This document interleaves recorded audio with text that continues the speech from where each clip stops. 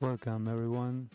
If you love 80s and 90s music, but also miss when radio felt human, you're in the right place. I'm Mick, psychologist, melomaniac, and host of RetroLovers Radio. This is Back to the Present, a live radio-style show where we revisit the music, stories, magazines, music charts, memories, and moments that shaped the 80s and 90s. Not to escape today, but to bring something useful back from those years and feel better now. We'll talk about music history, life itself, positive nostalgia, and by the end of the show, I will even give you practical tools to deal with modern stress and other types of mental overload using the music we love, all in a relaxed way through real human interaction. You choose whether this is a radio or a TV show. We have 80s and 90s music and footage. You choose whether you listen while working or studying. You choose whether you participate live in the chat or leave your comments in the replay. You choose whether this is your new favorite healthy, uplifting human company and show you didn't know you needed, or simply using this man talking to help you sleep. So wherever you're listening from and whoever you are, welcome in.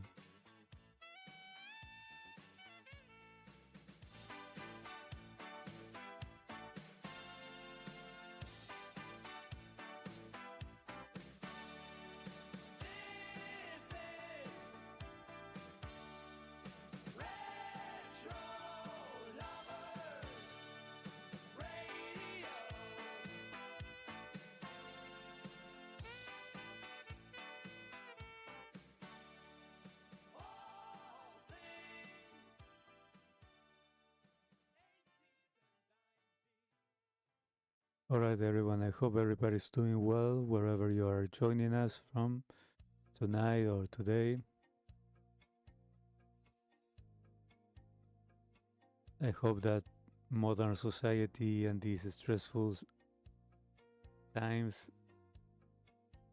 haven't taken a toll on you, at least today. I was thinking about how differently people used to discover music in different times, right? Not necessarily better or worse, but it was just different, because today if somebody recommends an artist, within seconds we can find virtually every song they ever recorded. Their albums, live performances, interviews, documentaries, mostly everything. But there was a time when discovering music often required patience. You heard the song on the radio, you waited for it to come around again, you borrowed an album from a friend, you read about an artist in a magazine, you bought a record without hearing every track beforehand. You had to imagine the other 70% of the songs. And because information also traveled more slowly, sometimes the relationship with music developed more slowly too. Songs had time to grow, and albums had time to rebuild themselves over time. And perhaps that's one reason so many people remember not only the music itself, but the process of discovering it. That sense of anticipation, the curiosity, the excitement of finding something that felt like it belonged only to you. And tonight we'll be revisiting a few more stories from those decades together. We'll begin with another edition or episode of our segment On This Day in 80s and 90s Music, where we'll look at some of the events, releases, and moments connected with June the 12th and the surrounding days in music history. We'll continue later with another episode of our segment Biography of the Day and spend some time exploring the life and career of another artist who helped shape the soundtrack of the 80s and 90s music. We'll also have another segment of Discography of the Day where we'll go beyond the biggest hits and take a closer look at the albums that define a band's or an artist's journey. Sometimes it's a thorough walkthrough of a legendary album, and sometimes it's going through the whole discography of a band or an artist. And later we're going to revisit another episode of the segment Then and Now, comparing a topic of everyday life in different times and how people experience it during the 80s, the 90s, the 2000s, and today. We have covered so far making friends, dating, I don't remember what else. So we compare a topic in the different times. Then we'll also have another edition of the segment Generations Reflecting on Lifestyles, where we'll react to another YouTube channel's video and react to a modern reflection about life and compare it with the experiences of previous generations. And later we'll have another segment, another episode of our segment Tools for These Times, where we'll use psychology and music together to explore practical ways of dealing with and navigating some of the challenges of modern life psychologically. And of course, before we finish, we'll have another editorial with a reflection about life and the topics that we have discussed throughout the live stream.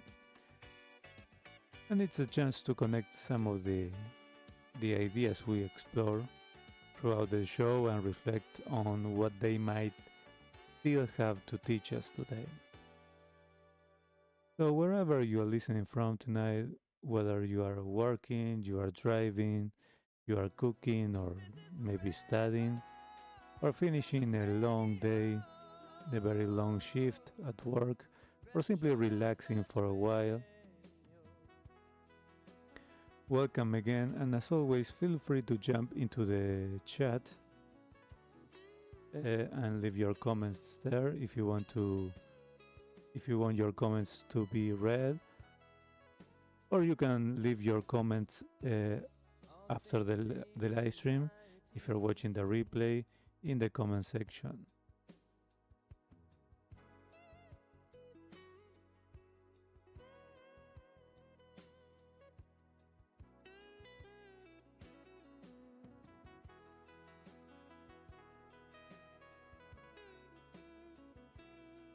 You can share, for example, a song that reminds one person,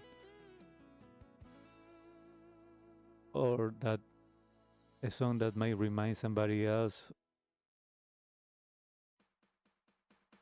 about their first, I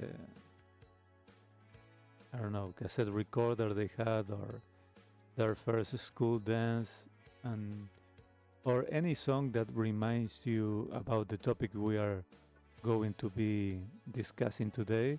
Feel free to write in the chat or leave it in the comments. So grab a coffee or grab a drink, considering now today is Friday, Friday the 12th of June 2026 right now. So we're going to start reviewing the different headlines for our segment on this day in 80s and 90s music for June the 12th, June the 13th and 14th. Because tomorrow we're not having yesterday and tomorrow we are not having a show to cover those two extra dates. So let's begin tonight's journey through music history. So today, on June the 12th, but in 1990, Mariah Carey releases her debut album, Mariah Carey, through Columbia Records, and that was the album that will go on until becoming one of the most successful debut albums in modern music history for a pop artist. Then on this date in 1993, Belgian and Dutch Eurodance group 2 Unlimited reached number 1 on the UK album charts with No Limits.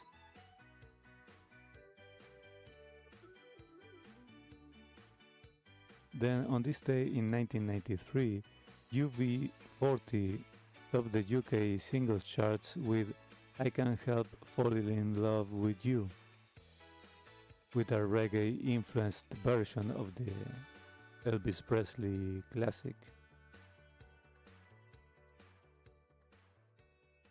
Then on this day, but in 1999, Jennifer Lopez reaches number 1 in the United States with her debut single.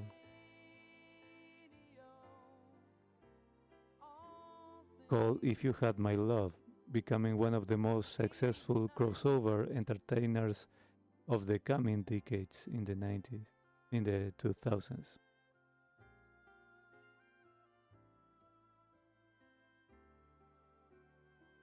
Then on this day in 1999, Baz Luhrmann tops the UK charts with the song Everybody's Free to Wear Sunscreen, a spoken word recording that unexpectedly became one of the most memorable cultural moments of the late 90s. Very strange. But anyways,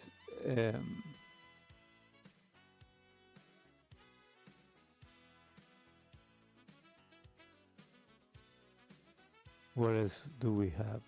Then on June the 14th, but in 1994, Henry Mancini passes away. The legendary composer Henry Mancini passed away at the age of 70. While best known for film and television music, his influence extended across popular music throughout the second half of the 20th century.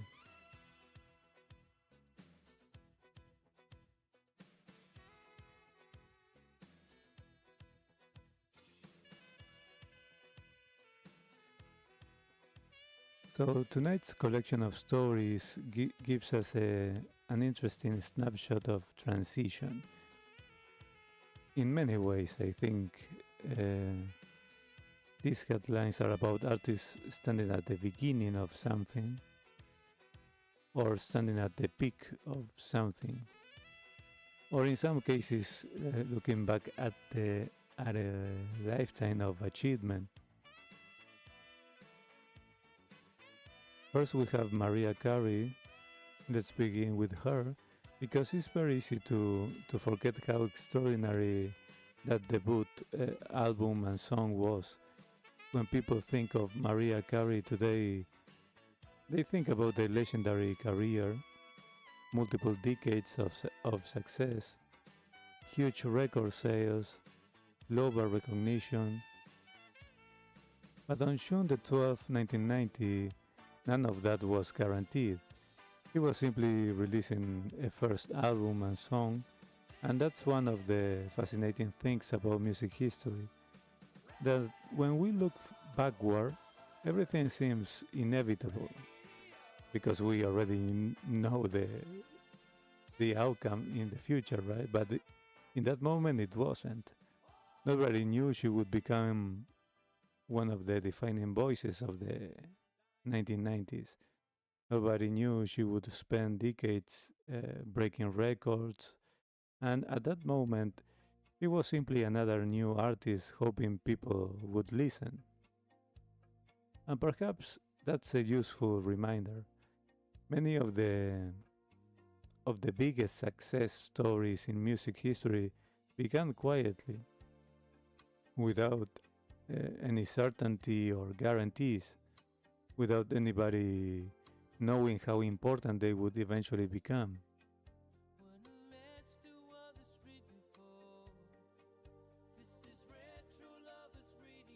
Then we moved to 1993 with Two Unlimited, and if you lived through the early 90s, it's almost impossible to discuss that era without mentioning Eurodance. And Two Unlimited became one of the defining acts of that movement. Their music was energetic, optimistic, danceable, and it reflected something interesting about the early 90s. After the darker economic mood of parts of the late 80s, and before many of the anxieties of the internet age, there was a period when dance music seemed full of confidence. Songs were designed to make people move, to celebrate, to enjoy the moment. And the song No Limits captures that spirit perfectly.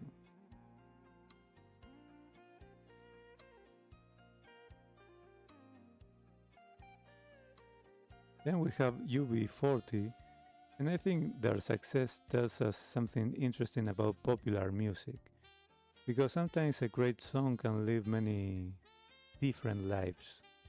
Most people associate Can't Help Falling in Love with Elvis Presley, and that's understandable.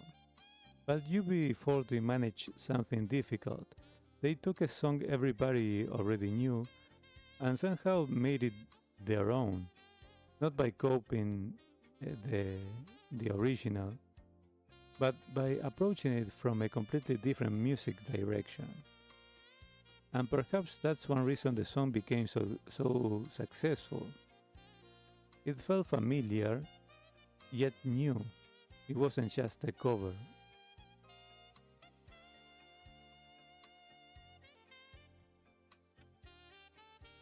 What else do we have? Well, now let's jump to 1999 with Jennifer Lopez reaching number one with her debut single. And this headline is interesting because it reminds us how much entertainment was changing at the end of the decade.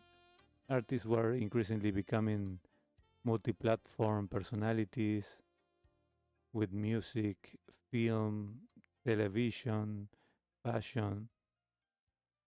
The boundaries between industries were becoming less rigid, and Jennifer Lopez became one of the clearest examples of that shift.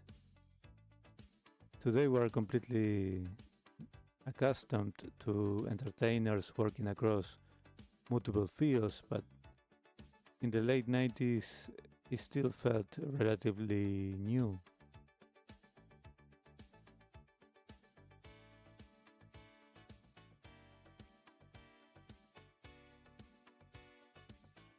And finally we have Henry Mancini.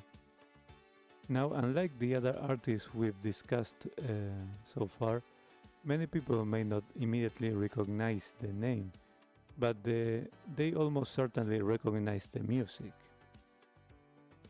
For example, the Pink Panther theme, Moon River, and countless film and television score. And his career reminds us that some of the most influential people in music history are not always the ones standing in front of the microphone. Sometimes they are the composers, the arrangers, the people creating the music worlds that other artists inhabit. So what strikes me most about tonight's collection of stories, revisiting what happened on this day in different years, is how many different paths to success they represent. Because we have Mariah Carey representing the breakthrough debut. We have Two Unlimited that represents a musical movement. UB40 represents reinvention. Jennifer Lopez represents a change in entertainment industry. And Henry Mancini represents a lifetime of creativity. Really different genders, different careers, different decades, but all connected by the same thing.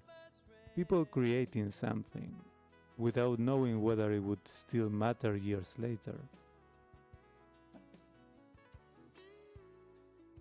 And so I think that's been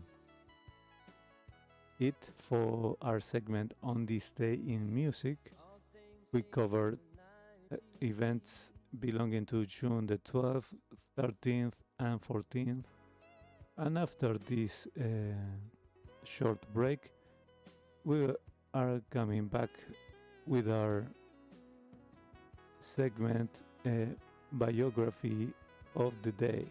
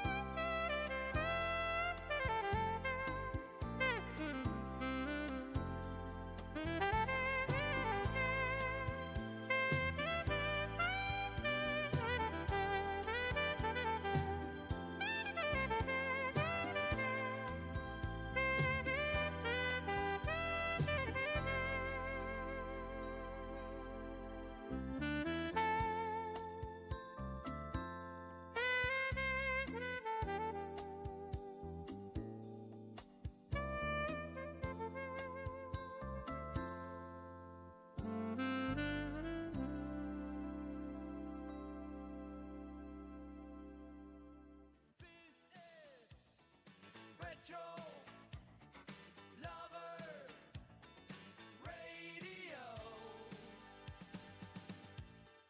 All things 80s and 90s.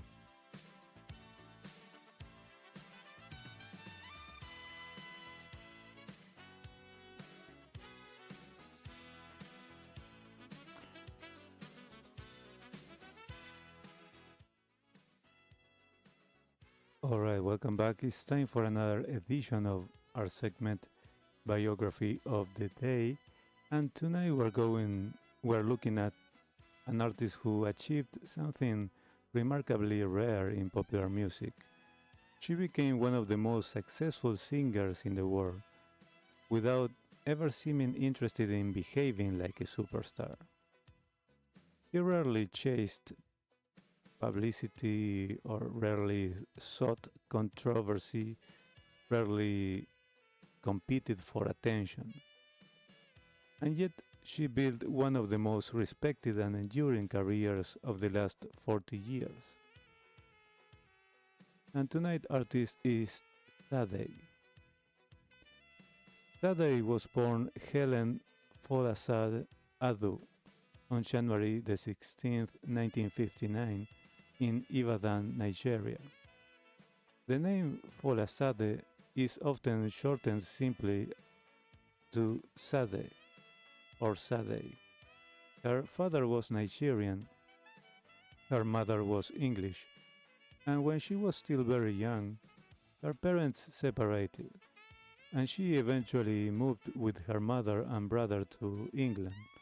So from the beginning, her life involved moving between cultures, between different worlds, and perhaps that partly explains why her music would later feel difficult to categorize.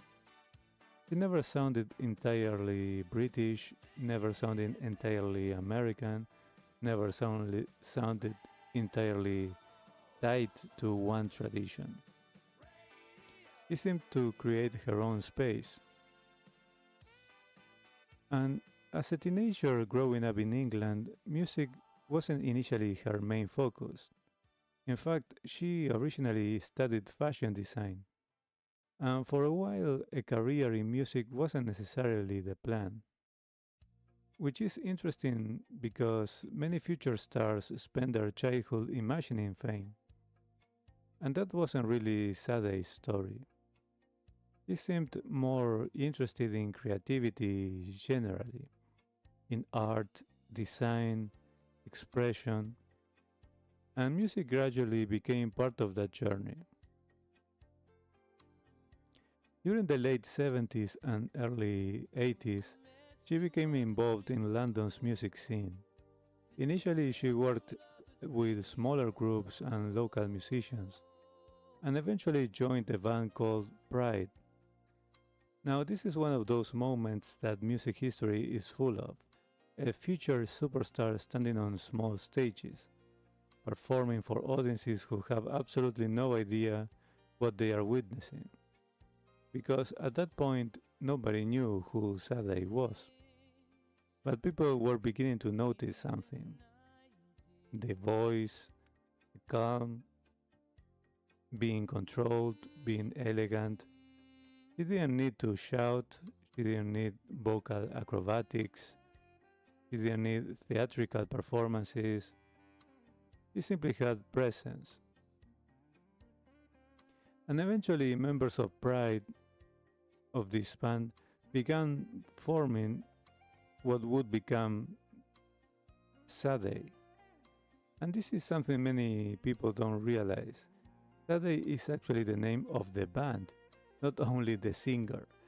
Although over time the public naturally associated the name primarily with her, the core group included talented musicians who helped create a distinctive sound, a blend of soul, jazz, sophisticated pop, rhythm and blues, and subtle influences from many different musical traditions. And together they created something that sounded completely different from almost everything else on the radio. And everything changed in 1984 with the release of Diamond Life, the debut album. And honestly, it's difficult to imagine a stronger introduction for them because the album produced songs like Your Love is King, when when I am going to make a living, and of course the song Smooth Operator. Now, Smooth Operator wasn't simply a hit, it became part of popular culture. The song sounded sophisticated, international, and mature. It felt like nighttime music. It sounded like city lights, cocktail lunches, late night conversations, and suddenly Sade stood apart from almost everybody else. Because while many artists were embracing larger than life 1980s production, Sade often achieved more by doing less. And one thing that immediately made Sade different was restraint. Many singers try to impress you, and Sade often invited you to listen. Many performers projected intensity, but she projected calm, and that calm became her signature. It's actually harder than it sounds. because simplicity only works when the fundamentals are strong.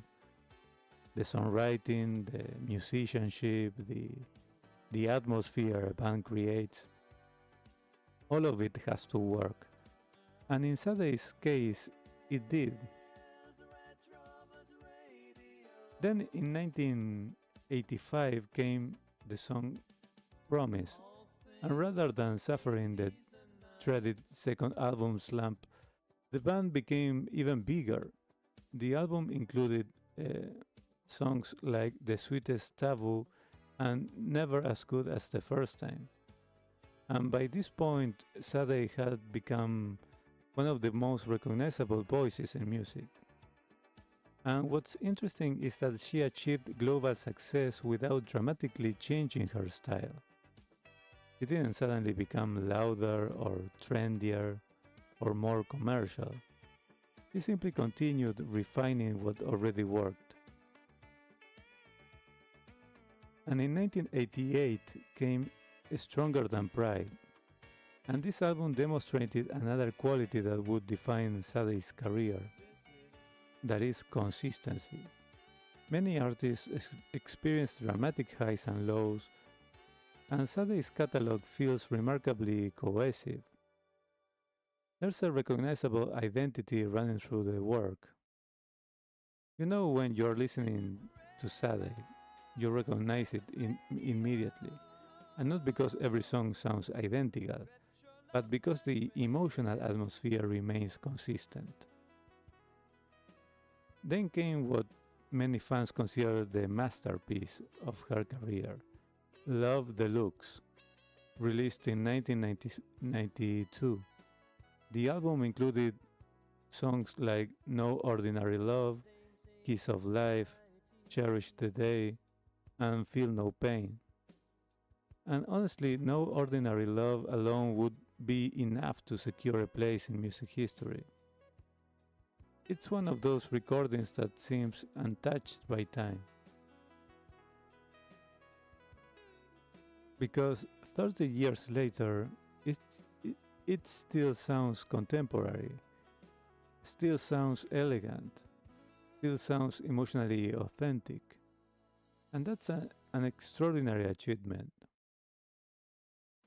And what's interesting about the 1990s is that musical trends changed dramatically because alternative rock and grunge emerged and were expanding together with hip hop and dance music. But Sade somehow remained relevant, not by following trends, but by remaining herself. And that's actually a recurring theme in her story. She didn't chase movements, she didn't chase fashions or headlines. She trusted the music. And another unusual aspect of Sade's career is her relationship with fame. She has always been remarkably private, especially compared to many major stars.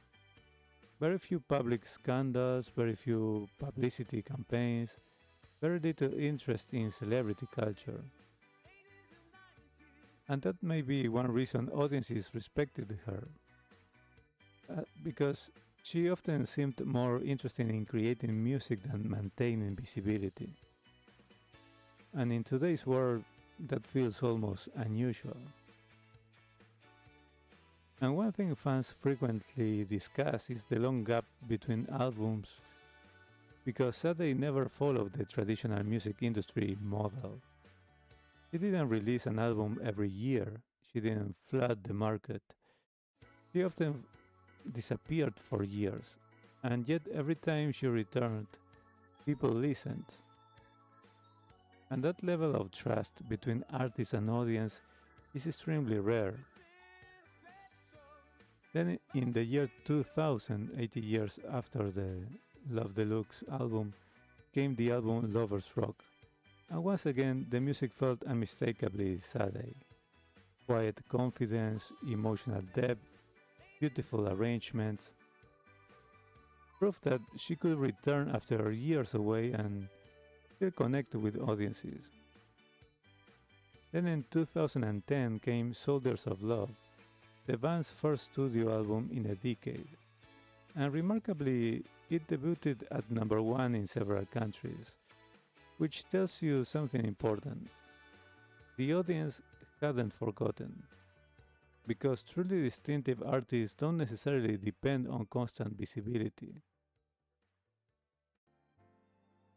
So, if we ask about what is Sade's legacy, well, obviously the record sales matter here, as well as the awards that they received as a band and the charts success that they've had. But I think her deeper legacy is something else.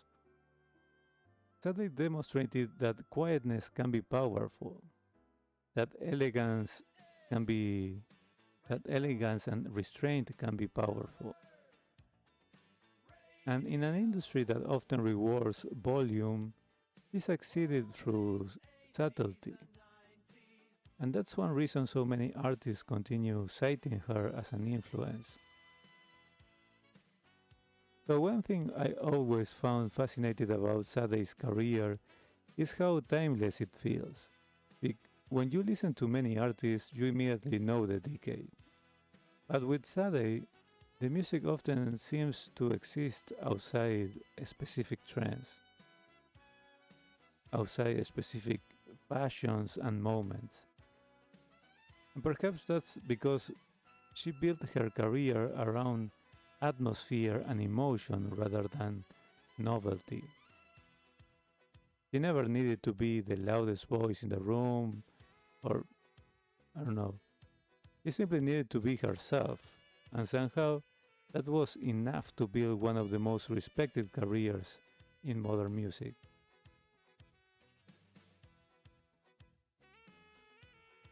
Alright, that was Biography of the Day featuring the life and career of Sade, one of the most distinctive and enduring voices of the 80s, 90s, and beyond. So after a short break, we'll continue with our next segment called Then and Now.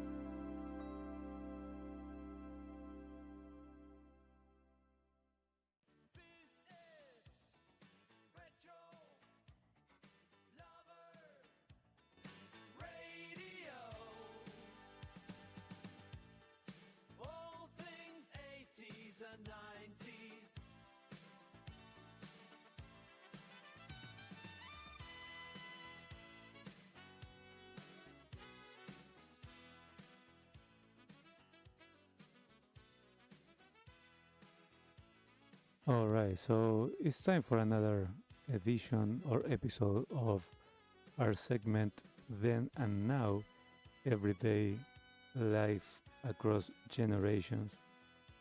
And tonight we're talking about something most people spend their lives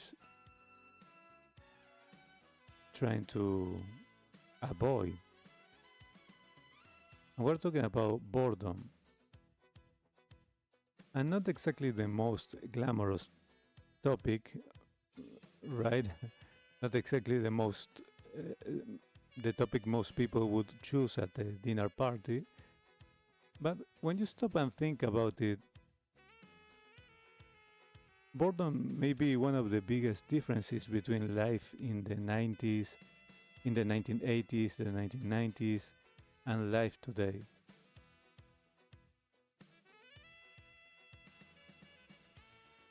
Because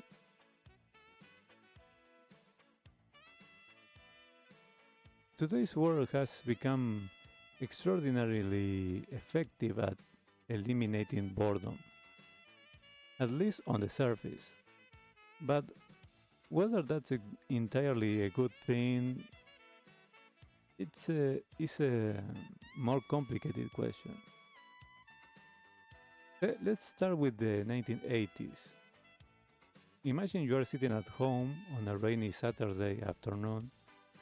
You've already watched whatever was on television. You've already listened to your favorite cassette. Your friends are not available. You don't mm, you don't have a smartphone, or you don't have YouTube, not even Netflix. You don't have social media. You don't even have the internet. So now what? Well, very often the answer was nothing. You were bored.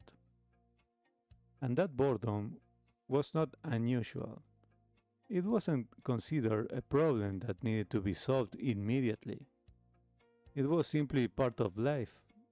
Children experience it, teenagers experience it, adults experience it, and eventually something interesting happened. The boredom forced people to create something. You picked up a guitar, you drew pictures, you rode your bike, you built model airplanes, you read magazines, you explored many different things. You invented games, you called a friend. In many cases, creativity began where entertainment ended, right? Now let's move into the 1990s. The 1990s are interesting because they sit between two worlds. The old world still existed, but the new world was beginning.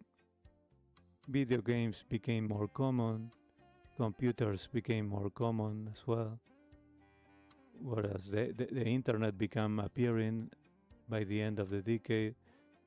But boredom still existed, and a lot, especially during the first half of the decade, are in summers, for example. If you were waiting for a TV show, you waited. If you were waiting for a new album to be launched, you waited. If you were waiting for somebody to call, you waited. And while waiting, you often had nothing else competing for your attention. Today we tend to fill every small gap, but back then many of those gaps remained empty. One example that many people will remember is the family road trip. Imagine a long car journey in 1988. You stare out of the window, you count cars, you look at clouds, you listen to music, you think, you daydream, you imagine things, and after a while, you get bored. Now compare that with today.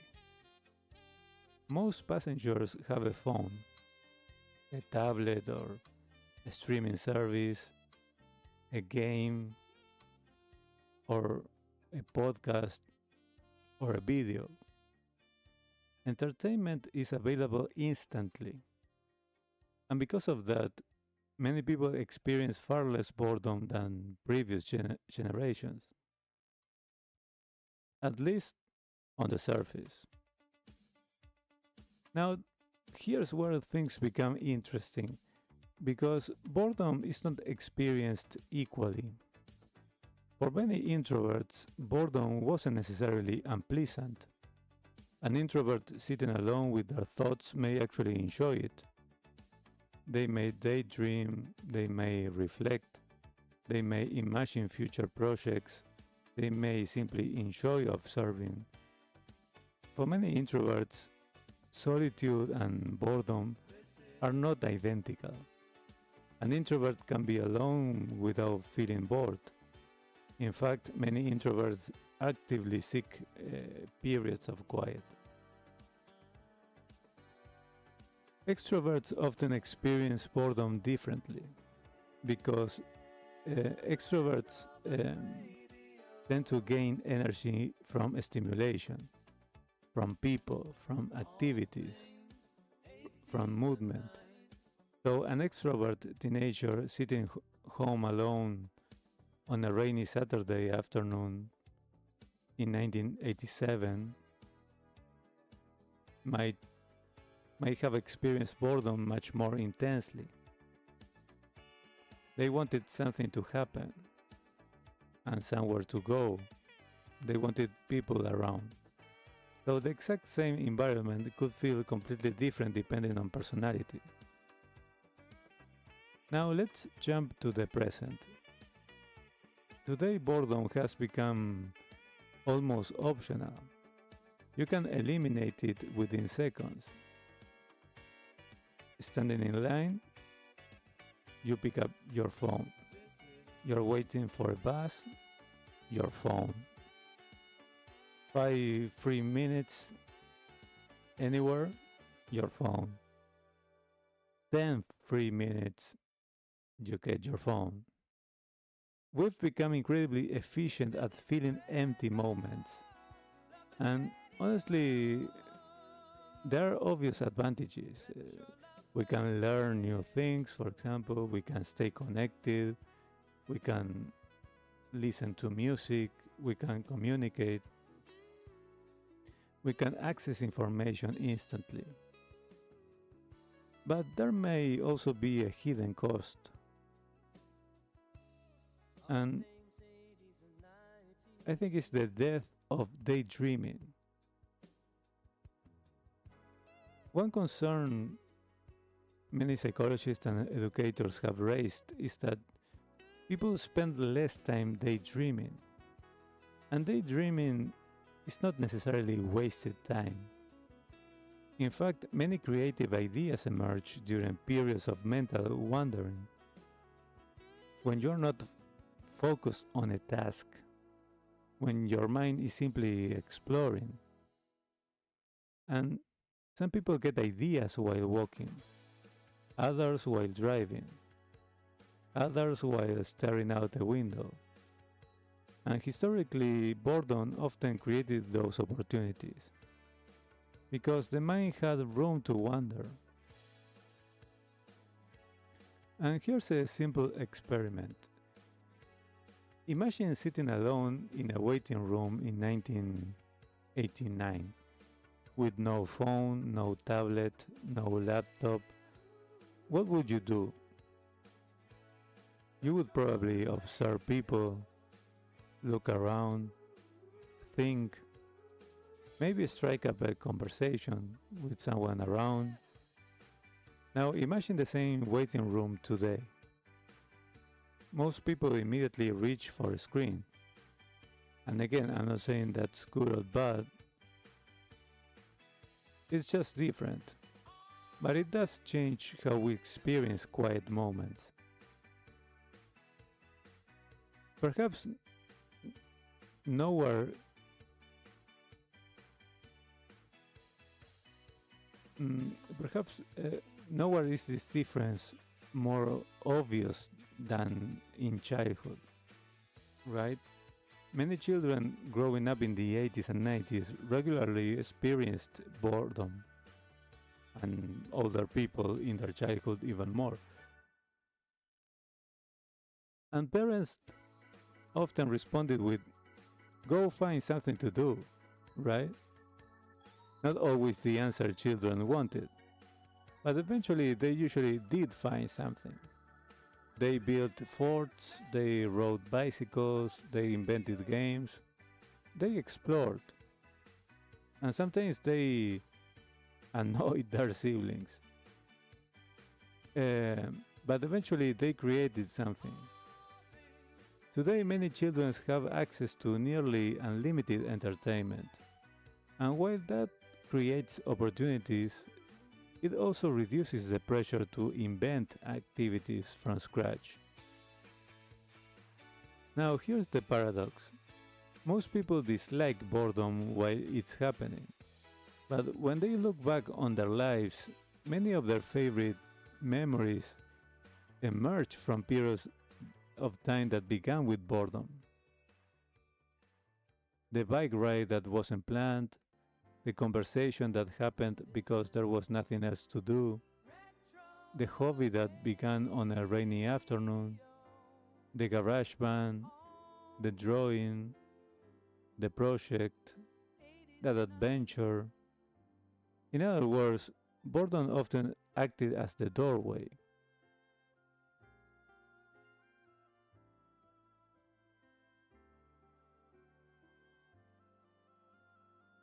So, was boredom better in the 80s and 90s? Or, well, I don't think that's the right question. The better question might be, did boredom serve a purpose? And I think the answer is probably yes. And not because boredom feels pleasant, but because it creates space. Space for imagination, for reflection, for creativity, space for unexpected ideas. Today we have more tools than ever to eliminate boredom at any moment. And many of those tools are genuinely wonderful for other things. But perhaps there's also value in occasionally leaving a little empty space. A few quiet minutes, a few moments without stimulation, a few opportunities for the mind to wander. Because sometimes the most interesting thoughts arrive when there's nothing else competing for our attention. And that's been, I think, a good closure for this reflection, keeping this idea in our mind. So let me know what you think about it, or was this segment too boring to reflect? Even if in that case, let me know in the comment section if you're watching the replay, and let me know how do you feel with boredom when you were a child, when you were an adult, and nowadays. So now that's been our segment Then and Now, Everyday Life Across Generations. And after a short break and recess, we're coming back with our segment Discography of the Day.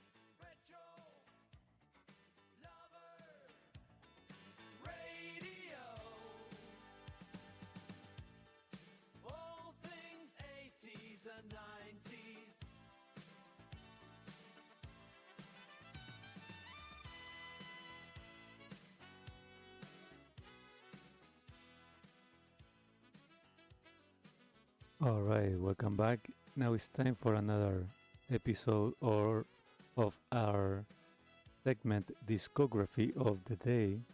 And tonight we're looking at a band that completely changed the direction of rock music during the late 80s. A band that arrived at the moment when many people felt mainstream rock had become too polished, too safe, too predictable. And then suddenly along came five musicians who looked dangerous, that sounded dangerous, and in many ways lived dangerously too. So tonight's artist is Guns N' Roses. Now, unlike some bands we've discussed on this show, Guns N' Roses didn't slowly build a reputation over decades. They simply exploded, and for a few years, they became one of the biggest bands on the planet. But the story is much bigger than Appetite for Distraction. So let's go through the complete studio discography. We begin with one of the greatest debut albums in rock history, and that is Appetite for Distraction, released in 1987. Now, that's a bold statement, right? But honestly, it's difficult to argue against it. Think about the songs on this album: Welcome to the Jungle, Sweet Child of Mine, Paradise City, Mr. Brownstone, Night Train, Rocket Queen. Many bands would be thrilled to produce one song that survives for decades, and Guns N' Roses put several of them on their debut. And what made the album so powerful was the contrast. The music was aggressive, raw, dangerous, but it was also melodic. Underneath the attitude, there were genuinely great songs. And that's important because attitude alone rarely survives 40 years. Strong writing, strong songwriting does. And at the time, many rock bands were associated with glamour, with image, with excess. And Guns N' Roses had excess too, right? Yeah. But they felt different, they felt unpredictable, and audiences responded immediately. Today, Appetite for Distraction is regularly listed among the greatest rock albums ever recorded. And it's hard to imagine the late 80s without it. Now, technically, Guns N' Roses Lies is often categorized as an hybrid release rather than a traditional studio album. But it's an important part of the story because it revealed another side of the band, the acoustic side. Songs like Patience showed that Guns N' Roses could slow things down, that they weren't simply a loud hard rock band. They could create atmosphere, emotion, and vulnerability. And Patience remains one of the most beloved songs in their catalog. It's also one of those songs that surprises people, particularly listeners who only know Welcome to the Jungle. Then came one of the most ambitious moments in rock history. The album Use Your Illusion 1, released on September the 17th, 1991. And on the exact same day, the band released another album, which brings us to Use Your Illusion 2. Now let's talk about both albums together, because they were designed as companion pieces, and they represented a completely different versions of Guns N' Roses. The hungry street band from Appetite for Distraction had become global superstars. The songs became longer, the arrangements became bigger, the production became more ambitious, and the albums contained some of the band's most famous songs. November Rain, Don't Cry, Live and Let Die, You Could Be Mine, Civil War, Yesterdays, Knocking on Heaven's Door, Strange. What's fascinating is that many fans still debate which era was better. The raw energy of appetite for distraction or the epic ambition of use your illusion. Personally, I think they are trying to accomplish different things in the different moments. Appetite sounds like a band fighting to be heard, and Use Your Illusion sounds like a band that knows the whole world is already listening, right? And it's impossible to discuss these albums without mentioning November Rain, because it's one of the most ambitious rock ballads ever recorded. The orchestra, the piano, the guitar solos, it felt enormous. And in the MTV era, the video became almost as famous as the song itself. For many people, November Rain wasn't simply a song, it was an event.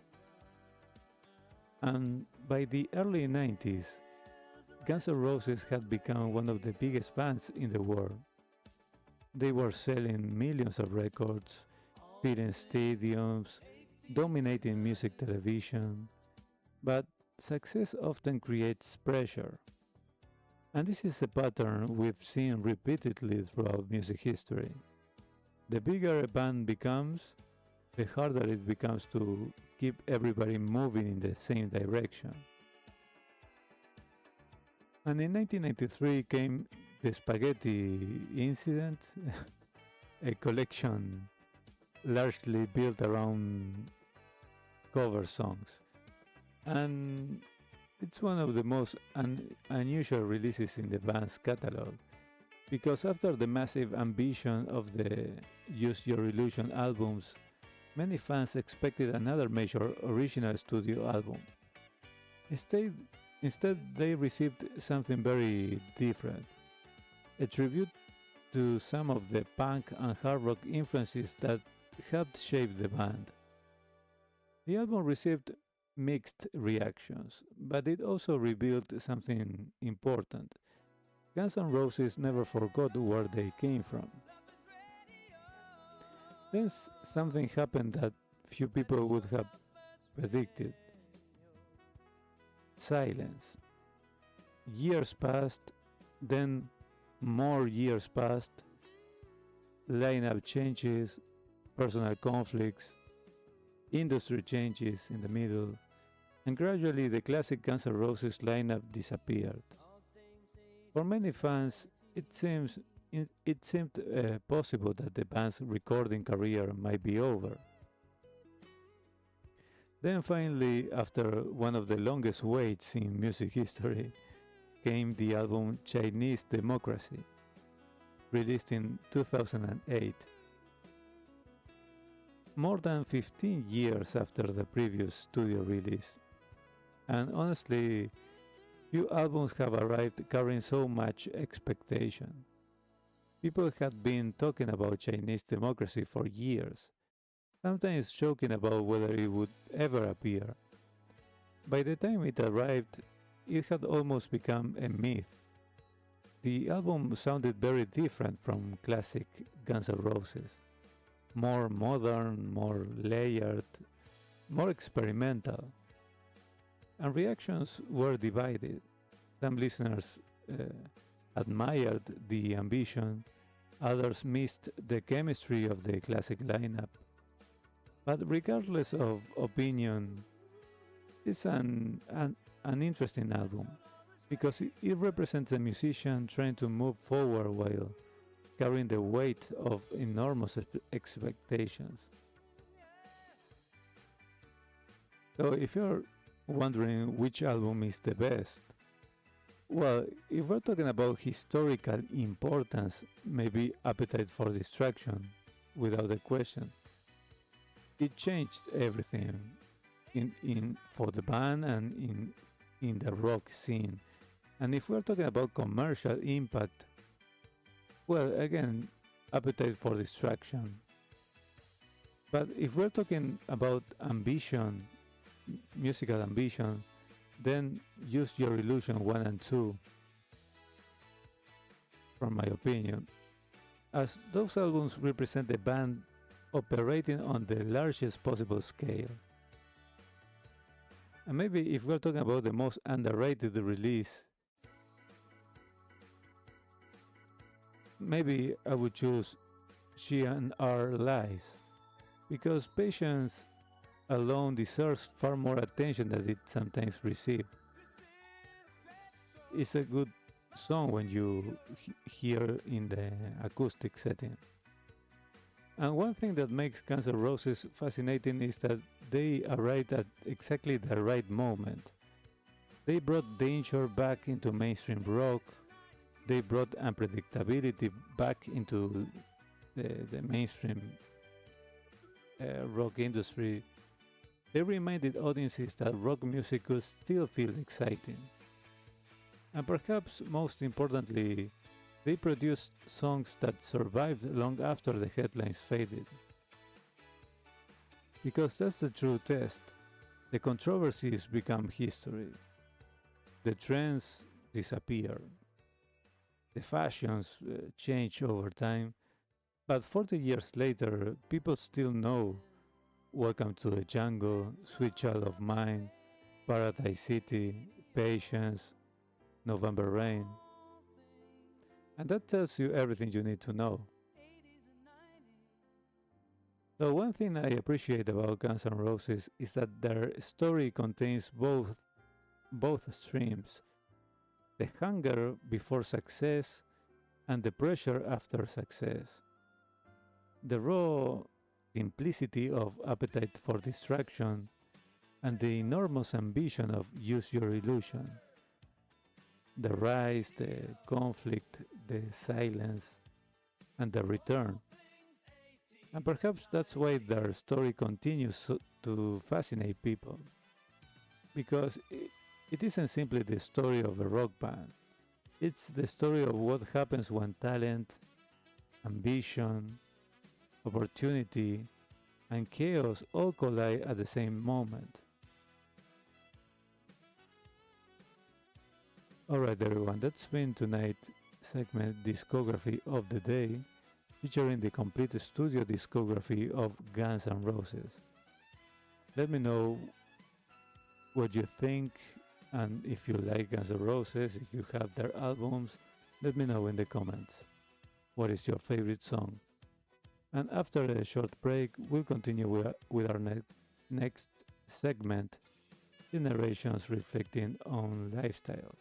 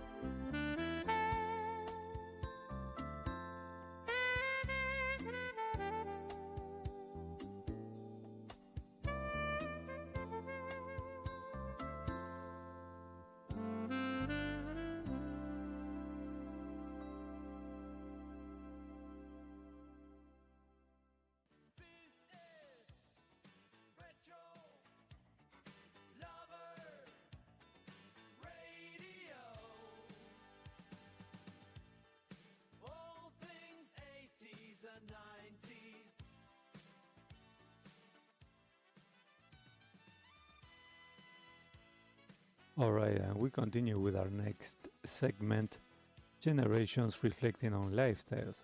And tonight we're looking at the reflection from James from the channel That Mode in Dark Mode, with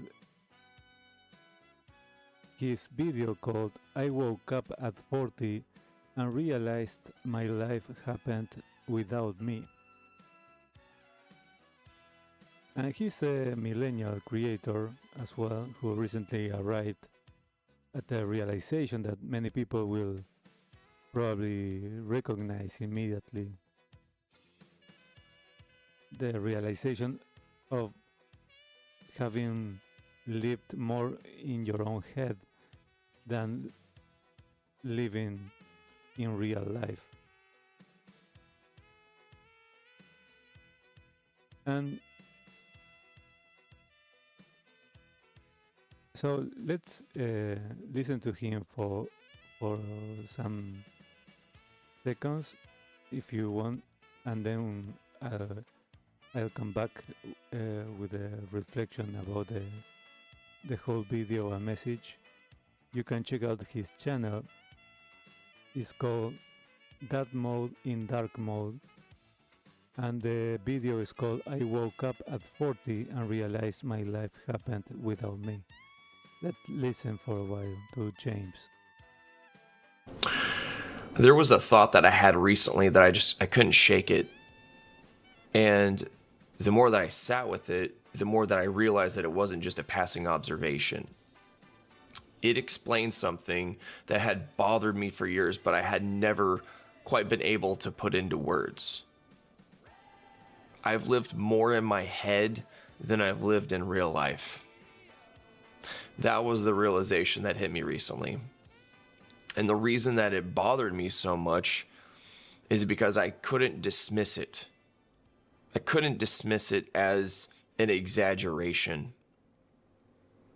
When I looked back over different periods of my life, I could clearly see how much time had been spent somewhere other than the moment that I was actually living in. I would be sitting in my living room or driving down the highway or eating dinner or lying in bed, but my attention was somewhere else entirely, right? And in those moments, sometimes what I was doing was I was replaying old conversations, and other times I was imagining conversations that probably would never happen, right? And you've been there in the shower just thinking about all of those arguments, the things that you could have said, you should have said. Stuff that just will never happen. It's all fiction. It's all in your head.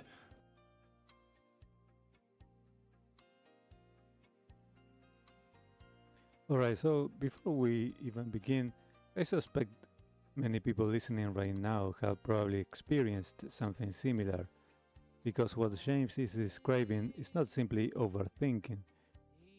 It's not simply anxiety or planning or daydreaming. It's the realization that years of life can sometimes be spent preparing to live instead of actually living. And throughout his reflection, he keeps returning to the same idea, that the conversations we rehearse, the risk we postpone, the plans we continuously refine, the future we keep preparing for, and eventually the future arrives, whether we are ready or not, right? Now, to summarize James' main point fairly, he's not arguing that thinking is bad. In fact, he repeatedly acknowledges that thinking is necessary and planning is necessary, and learning and preparation are necessary. But he argues that many people eventually cross a line. They move from preparation into avoidance. They tell themselves they are gathering information, researching, learning, planning, but in reality, they are delaying, they are postponing action. And the danger is that thinking too too often, I would say, feels productive or gives a sense of productivity by having a continuous line of thought. And you can spend an entire evening thinking about the problem. And at the end of the evening, you feel exhausted, feel mentally busy, feel like you've done something, even though nothing actually changed. And that's the trap James is warning about. Now, one reason this reflection is particularly interesting is because James is speaking as a millennial, like myself, a man around 40 years old, and that matters because millennials occupy a very unusual position historically. They remember the pre-internet world, but they also adapted to the digital world. They grew up during the 80s and 90s, but built their adult lives during the internet era. So when James talks about losing years inside his own thoughts, he's speaking from a generation that experienced both realities. The slower world before constant digital distraction and this hyper-connected world that followed. And perhaps that's one reason his reflection resonates so strongly.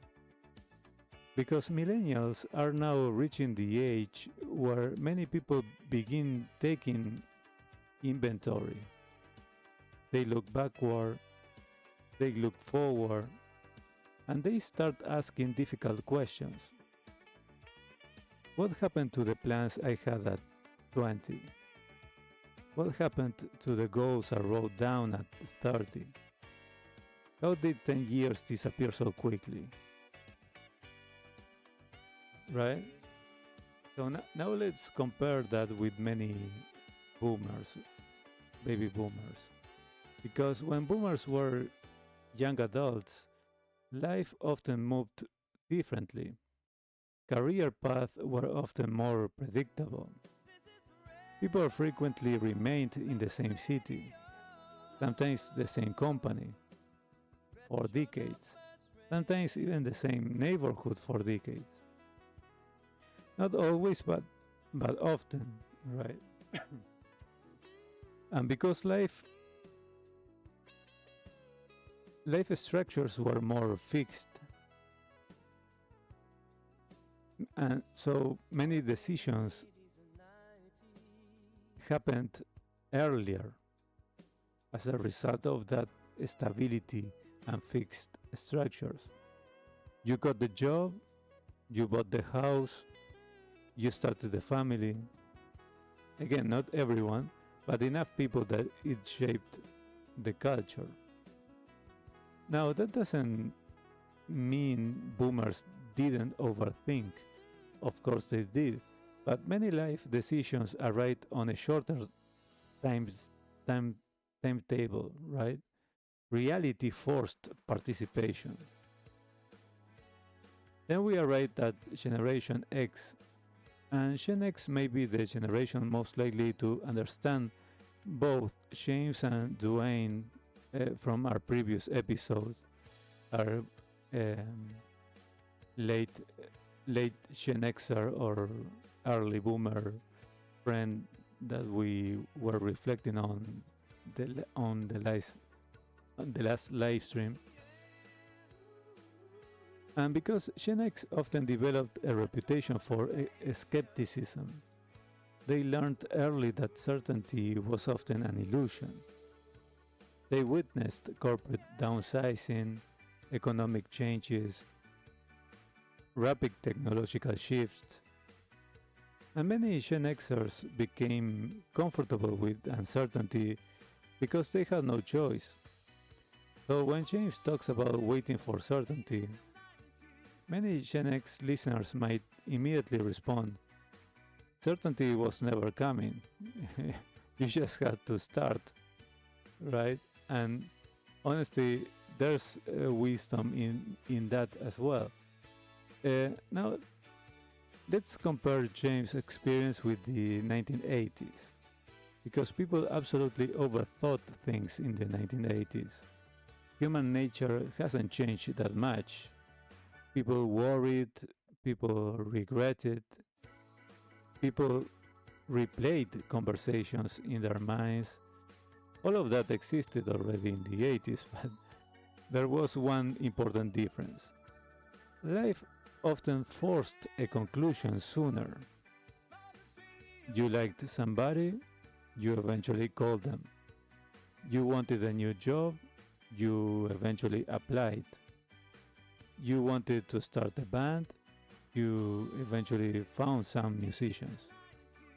You could procrastinate, certainly, but many decisions eventually required actions because there weren't endless substitute for action.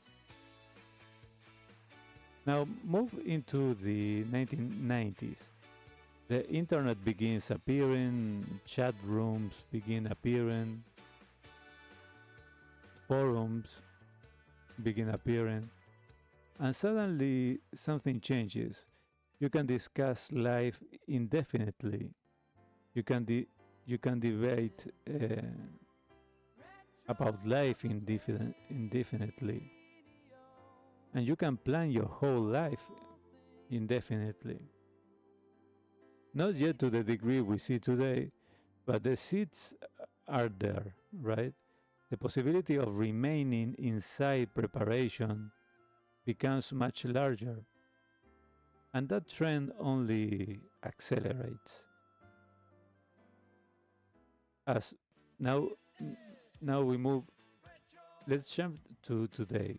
Imagine somebody wanting to start a business in 1992.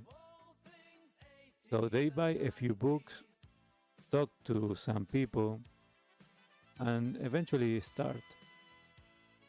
Now imagine somebody wanting to start a business today.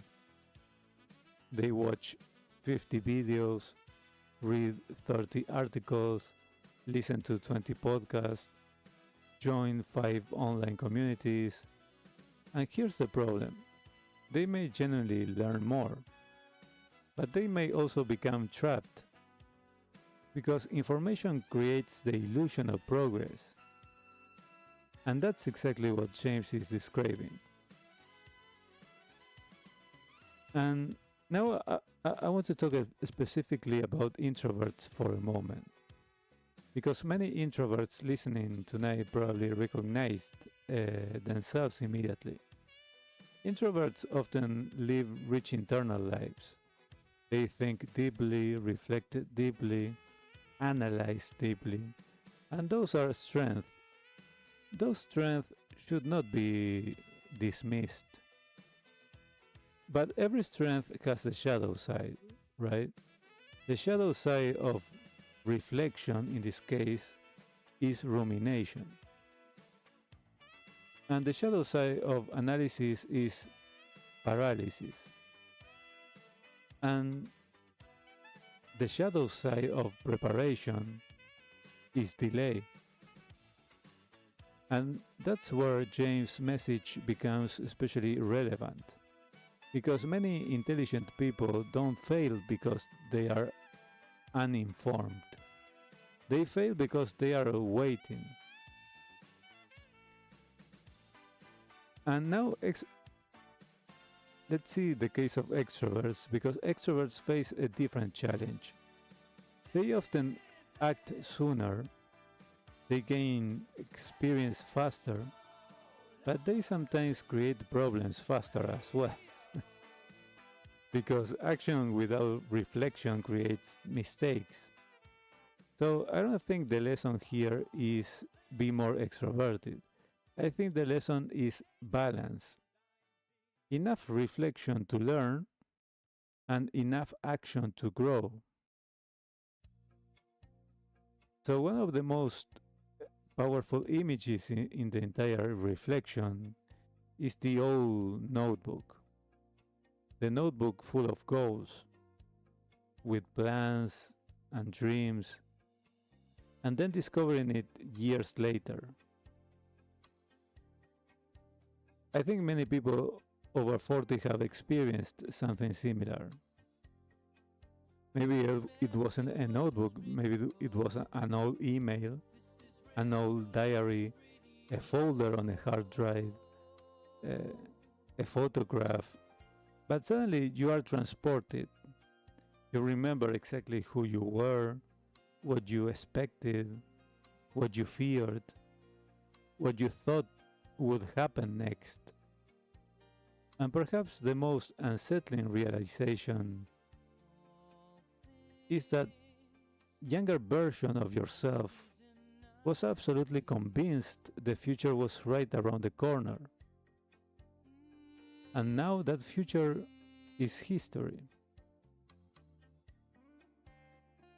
Perhaps the most important idea James presents is the illusion of certainty. He talks about wanting more information, more preparation, more time. And honestly, who doesn't want that, right? We all want guarantees. We all want certainty. We all want to know how things will turn out before we commit to a project or something. But life rarely offers that arrangement. Relationships don't, at least. Careers don't, nor friendships, nor businesses. And perhaps maturity is partly the realization that certainty isn't coming, right? At some point, you simply begin. And one thing that strikes me when comparing James' reflection with the 80s and 90s is that previous decades often delivered feedback faster. You made the call and you got an answer. You started the band in your garage, I don't know, and people either showed up or they didn't. You asked somebody out and reality responded. Today people can remain inside possibility much longer. And while that's sometimes useful, it can also become a trap. Because eventually reality becomes the only teacher that matters. So, what is James really arguing in his video? I don't think he's arguing against thought, right? I think he's arguing for participation, for showing up, for making that call, for having that conversation, for taking the risk. Because eventually every generation discovers the same truth. The imagined version of life is always cleaner than the real one, right? The imagined future is always more predictable. That conversation that we imagined always goes more smoothly. But the imagined life never teaches us anything. Only the life that we lived is the one that teach. And perhaps that's why this reflection resonates so strongly with people approaching middle age.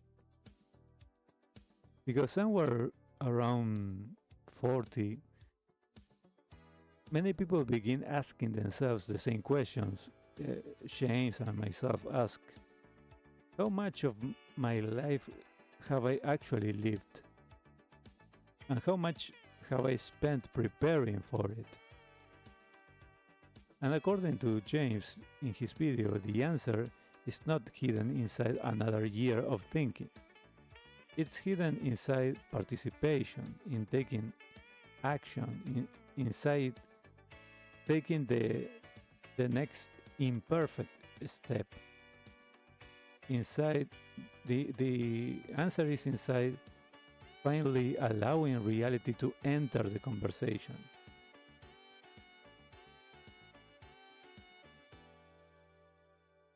Alright, everyone, I hope this reflection has been helpful or interesting. Let me know in the comments what you think. And that's been tonight's episode of our segment Generations Reflecting on Lifestyle, reacting to the video by James from the channel That Mode in Dark Mode.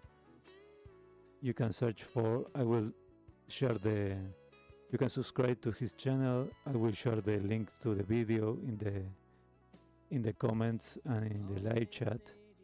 The video is called I Woke Up at 40 and Realized My Life Happened Without Me.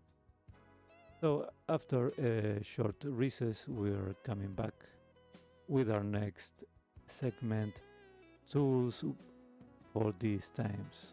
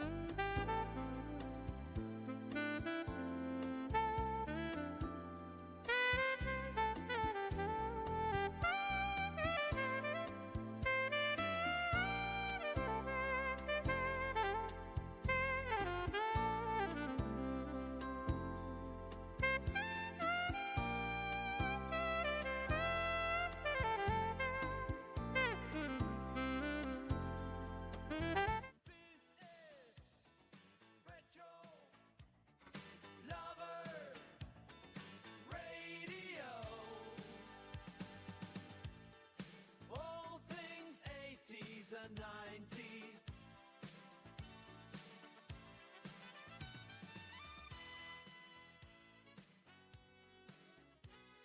Alright, so we go on, we continue with our next segment, Tools for These Times. It's been a while since we haven't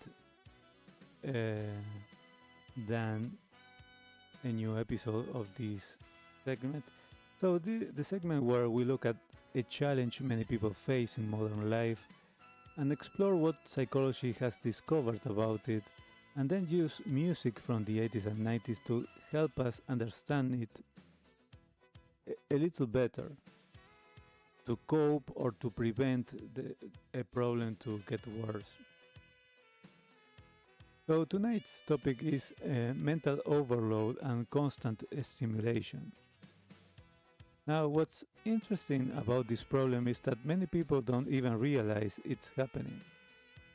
Because unlike stress or anxiety or sadness,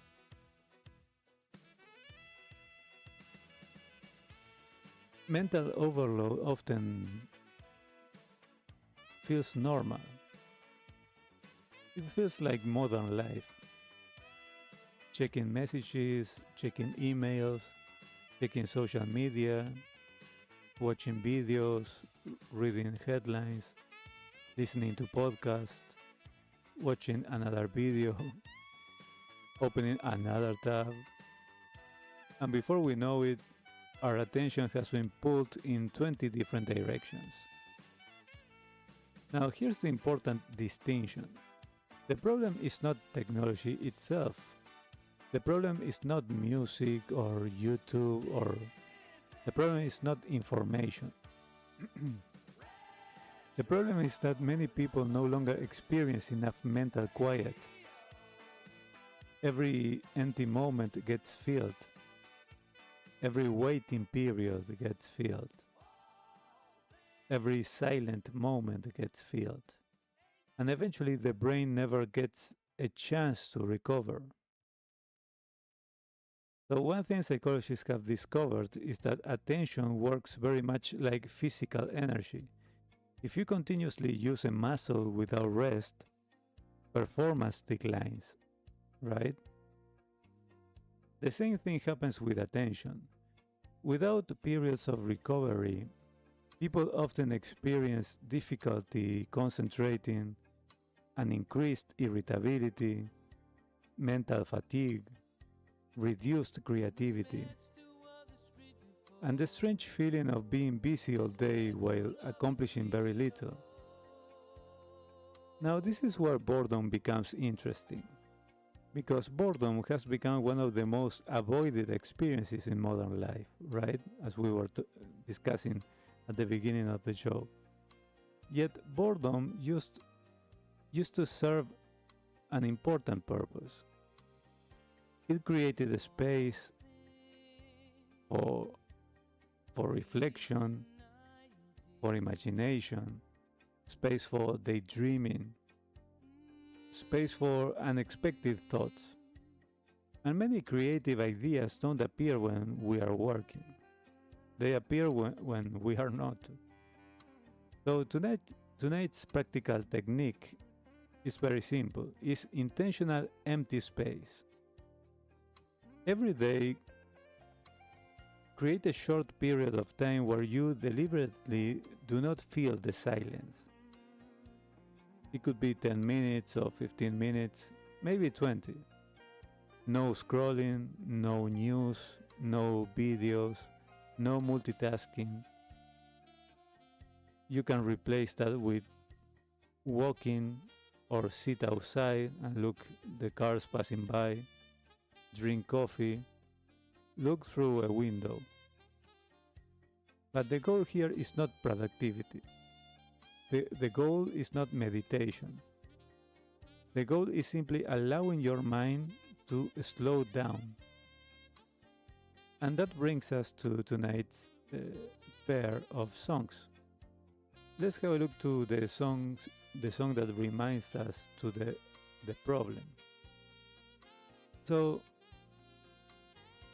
I have chosen I Can't Stand Still by Don Henley.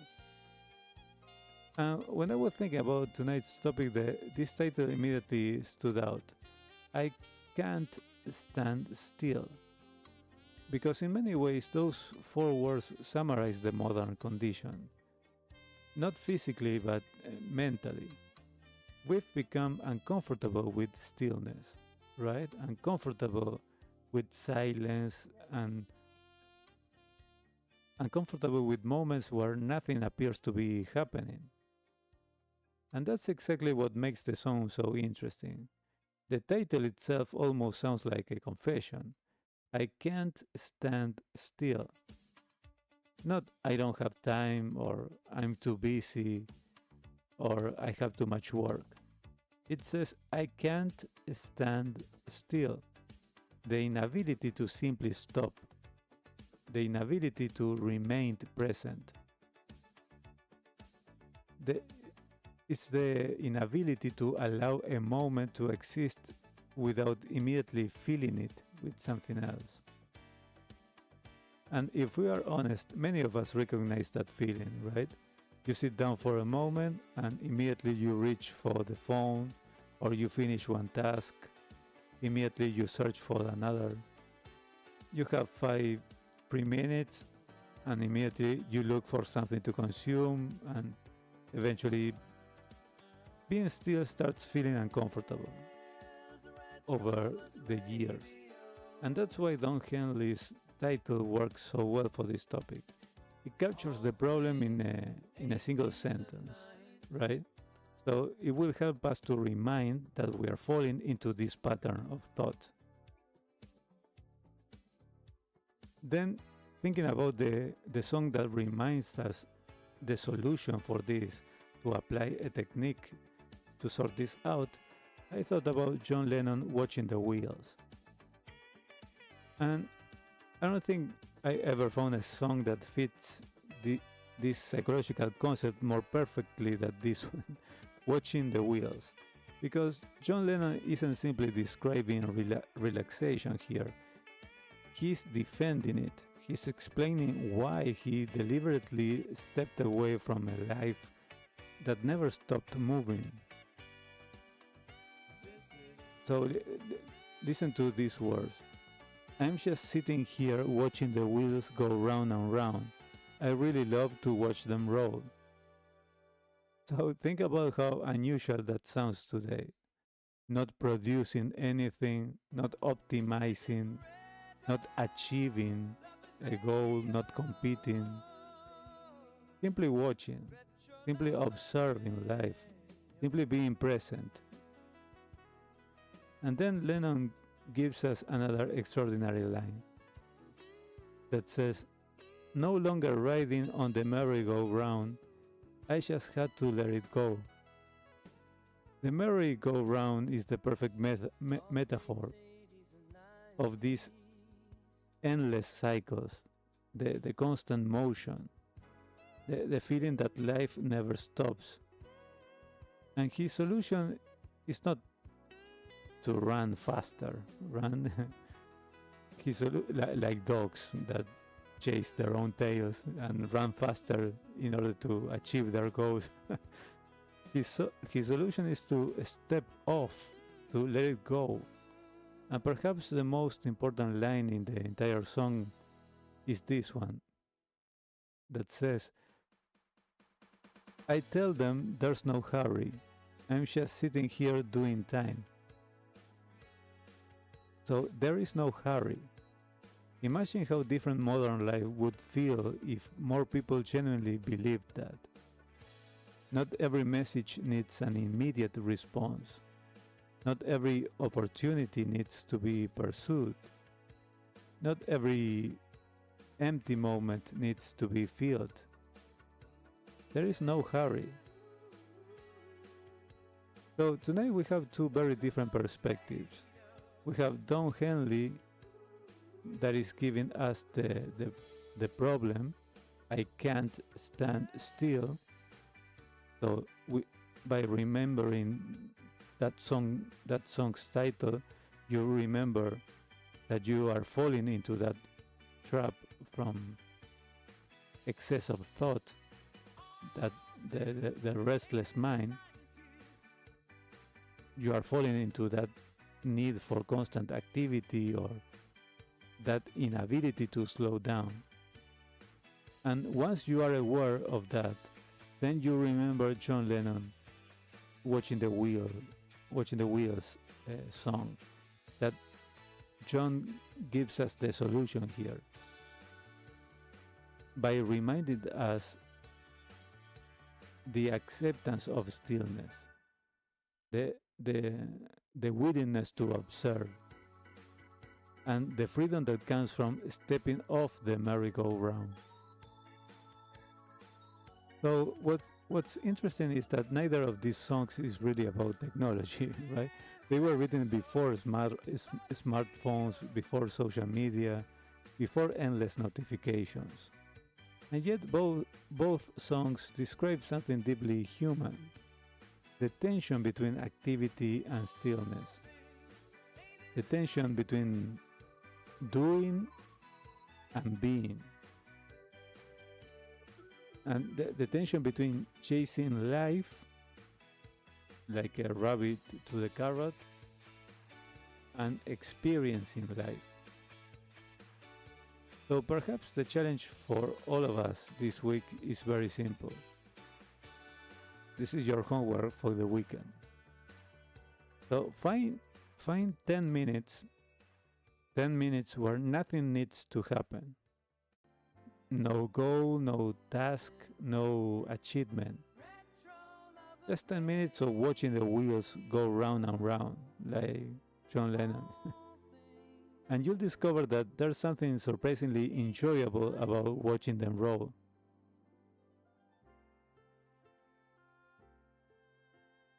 And maybe by life mercy, you can receive some answers or some clarity. I don't know, you can try. Alright, that's been our episode for Tools for These Times. And after a really... Now I think we're going to jump, we're going to skip the recess because we are almost finishing today. So let me wrap up our today's show with our brief editorial and some conclusions.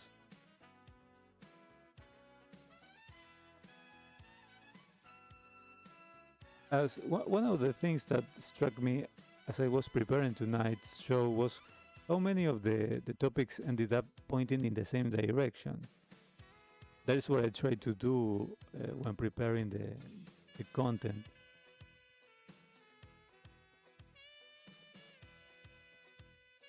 And in this case, the topics for this live stream fit perfectly, and somehow they all seem to arrive at the same destination.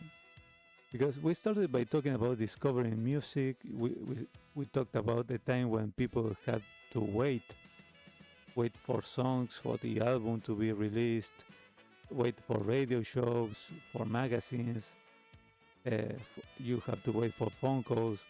And then later we talked about boredom, a topic that most people try very hard to avoid. And finally we ended up with John Lennon sitting quietly watching the wheels go round and round. And perhaps all of those things are connected. Because one of the strangest developments of modern life is that we've become incredibly good at removing waiting. We've become incredibly good at removing boredom and silence. But I'm not entirely sure we've become happier as a result. Now, don't get me wrong, I accept technology and I love being able to discover music instantly. I love being able to find a rare live performance from 1984 in 30 seconds, right? And all that technology allows. And I love being able to listen to a song from anywhere in the world whenever I want. But sometimes I wonder whether we've accidentally removed something valuable in the process. Not because waiting itself is valuable, but because of what waiting creates. And that is anticipation. Think back to buying music in the 80s or 90s. You heard about an album weeks before it arrived. You saw advertisements, you read interviews in the magazines, you talked about it with friends, and then eventually you bought the album. Sometimes you listened to it completely during all afternoon, right? You were immersed listening to an album or watching a full movie. And sometimes you were with that topic and that album all week long or the whole month. Because there was less choice. You often gave the music more time, right? You allowed it to reveal itself. So some albums didn't impress you immediately, but by the 10th listen, they became favorites. Today we can listen to almost everything instantly, and that's great, right? But sometimes abundance creates a different problem. When everything is available immediately, nothing feels rare. And when every song is one click away, we sometimes stop giving songs the chance to grow. And perhaps that applies to more than music. Sometimes it feels as if modern life is permanently stuck in fast forward. We rush through breakfast, rush through work, through messages, we rush through conversations, and then somehow we are surprised when entire years disappear. I remember hearing older people say that time speeds up as you get older. When I was younger, I assumed they were exaggerating. But now I think part of what they are describing is attention. When we are young, everything is new, right? We notice things, we pay attention. But as adults, we often spend so much time thinking about the next thing that we barely experience the current thing. And suddenly a decade has passed. And one thing I found fascinating about Sade's career tonight was how little she seemed interested in chasing attention. In an industry built around visibility, she often disappeared for years and a whole decade. Then she'd return with an album, and people would listen, and not because she constantly demanded attention, but because the work sh- the band has done spoke for itself in quality, right? And that's becoming increasingly rare nowadays. Today, it often feels as though everything is competing for our attention. Every app, every website, every notification, every platform, everyone is shouting visually or with sound. And perhaps that's why artists like Sade remain so refreshing. They remind us that not everything valuable has to be loud.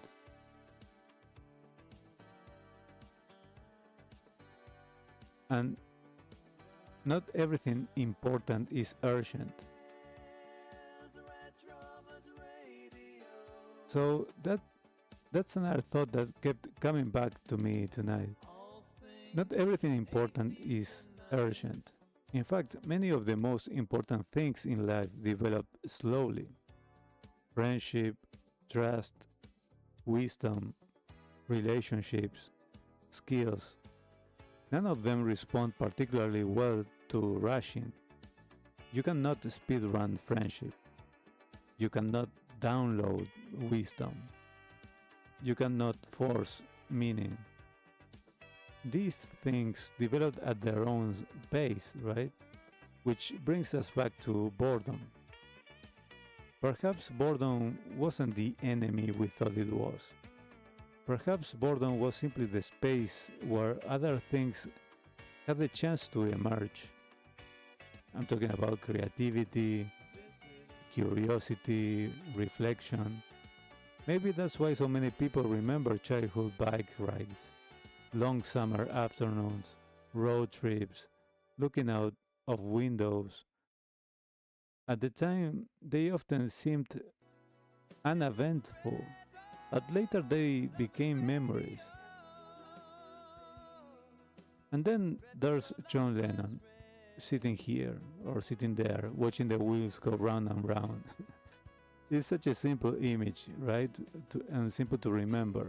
But the older I get, the more I appreciate it, because the world around him couldn't understand it. They assume he must be missing something. They assume he must want to get back on the merry-go-round. They assume that slowing down meant falling behind. But Lennon had discovered something. He had discovered that there is a difference between movement and progress. Sometimes we are moving constantly without actually getting anywhere. Sometimes we are busy without being productive. Sometimes we are surrounded by information without gaining wisdom. Sometimes we are connected to thousands of people without feeling connected at all. And perhaps the solution is not always to move faster.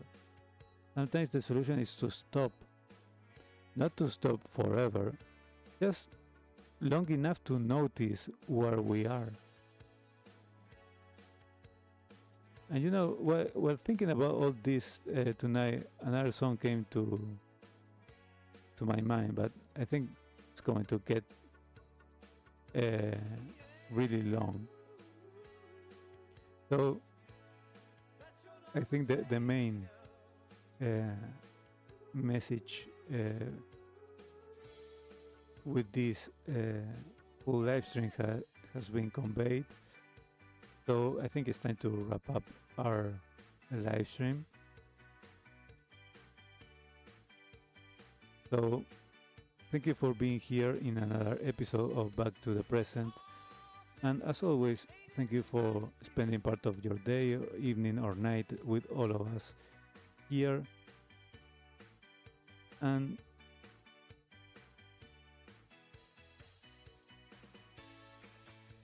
please take care and remember to do what you can with what you have. And see you all guys in the next one, next Monday. Have a great weekend.